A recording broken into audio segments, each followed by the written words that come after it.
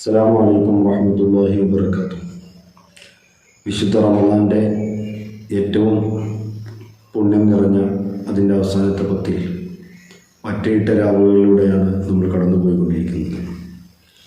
27-ാം രാവ് വളരെ പ്രധാനപ്പെട്ട ഒരു രാത്രിയായി.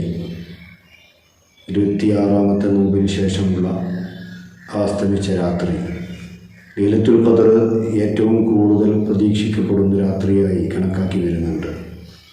അല്ലാഹു സുബ്ഹാനഹു വ തആല ലൈലത്തുൽ ഖദർ സംബന്ധിച്ച് പറയുന്ന ഒരു സൂറത്താണ് സൂറത്തുൽ ഖദർ. ഇന്നാ അൻസൽനാഹു ഫീ ലൈലത്തുൽ ഖദർ എന്ന് തുടങ്ങുന്ന ആ സൂറയിൽ അല്ലാഹു സുബ്ഹാനഹു വ തആല 30 വാക്കുകളാണ് ആ സൂറത്തിൽ കൊണ്ടുവന്നിട്ടുള്ളത്. ആ 30 വാക്കിൽ ലൈലത്തുൽ ഖദറിനെ പരാമർശിക്കുന്ന വമാ അദ്റാക മാ ലൈലത്തുൽ ഖദർ ലൈലത്തുൽ ഖദ്രി ഖൈറും മിൻ അൽഫി ശഹർ തനസ്സലുൽ മലായികതു വറൂഹു ഫീഹാ ബിഇദ്നി റബ്ബിഹിം മിൻ കുല്ലി അംരിൻ സലാമുൻ ഹിയ ഹത്താ മത്ലഇൽ ഫജ്ർ. ആ ഹിയ എന്ന വാക്ക് അത് 27-ാമത്തെ വാക്കായിട്ടാണ് കൊണ്ടുവന്നിട്ടുള്ളത്. അതുകൊണ്ട് ഇബ്നു അബ്ബാസ് റളിയല്ലാഹു അൻഹുവിനെ പോലെയുള്ള അള്ളാഹുവിൻ്റെ ഹബീബ് സ്വല്ലല്ലാഹു അലൈഹി വസല്ലം തങ്ങൾ പ്രത്യേകം വിശുദ്ധ ഖുർആൻ്റെ ആഴത്തിലുള്ള അറിവ് പ്രദാനം ചെയ്യണേ എന്ന് ദുആ ചെയ്തു കൊടുത്ത ഇബ്നു അബ്ബാസ് റളിയല്ലാഹു അൻഹു മുഫസ്സിറുകളിൽ ഏറ്റവും വലിയ മഹാനാണ്. അവരൊക്കെ പറയുന്നത് ലൈലത്തുൽ ഖദർ 27-ാം രാവിനാണ് എന്നതിൻ്റെ ഏറ്റവും വലിയ സാധ്യത വിശുദ്ധ ഖുർആനിലെ ഈ രഹസ്യങ്ങളാണ്.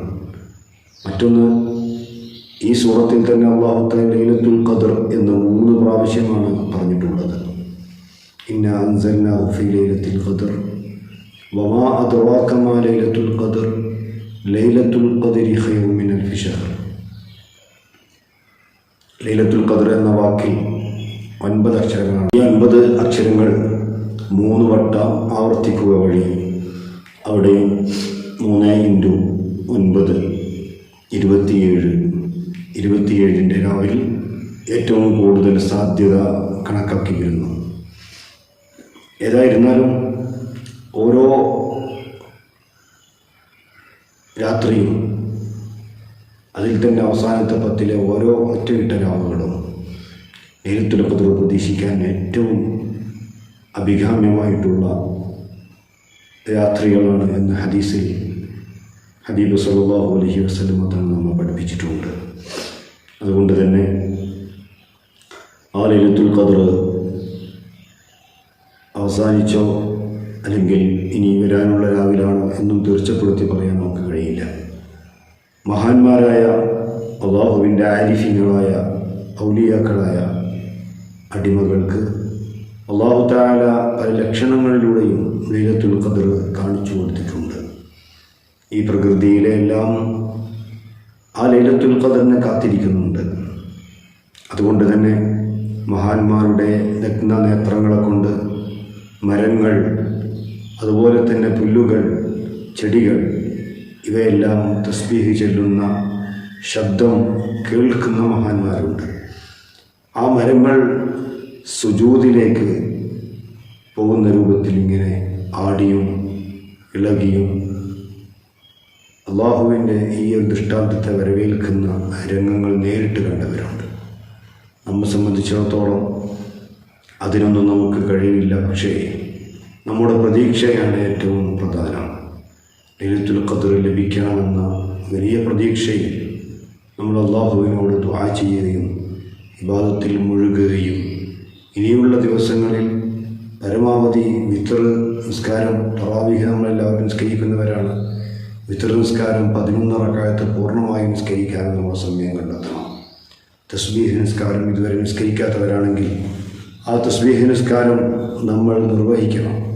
അത് റമളാനിൽ കൂടിയാവുമ്പോൾ ഏറ്റവും കൂടുതൽ പ്രതിഫലാർഹമായ ഒരു നിസ്കാരമാണ് തസ്ബീഹ് നിസ്കാരം. സ്വലാത്തുൽ അവ്വാബീൻ എന്നൊരു നിസ്കാരമുണ്ട്. അത് ഏറ്റവും കൂടിയത് 20 റക്അത്താണെങ്കിലും ചുരുങ്ങിയത് നമുക്ക് 2 റക്അത്തോ 4 റക്അത്തോ ഒക്കെ നിസ്കരിച്ച് അത് നമുക്ക് നേടിയെടുക്കാം. മഗ്രിബ് ഇശാഇൻ്റെ ഇടയിലാണ് അതിൻ്റെ സമയം.